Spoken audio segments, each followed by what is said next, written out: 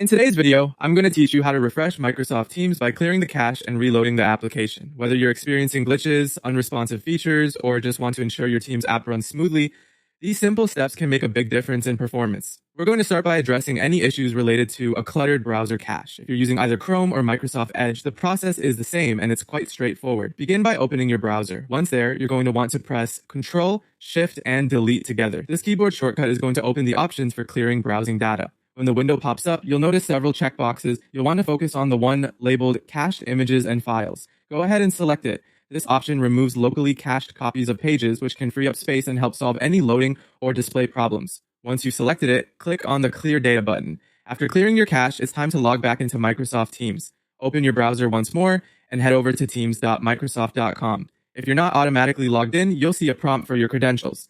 Enter your username and password to access your account. Relogging into Teams can refresh your session and resolve any temporary glitches you might have been facing. And that's it. You've now successfully refreshed Microsoft Teams by clearing its cache and logging back in.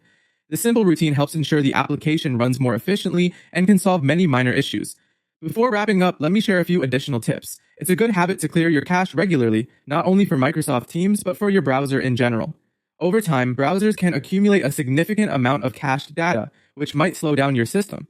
Setting a routine to clear your cache once a month, for example, might prevent future problems. Also, if you find your web applications, not just Teams, acting up frequently, consider disabling browser extensions to see if they might be causing the issue. Following these steps should help improve your experience in using Microsoft Teams and keep your digital workspace running smoothly. Don't forget to like and subscribe for more helpful tutorials like this one. Thank you for watching, and I hope to see you in the next video.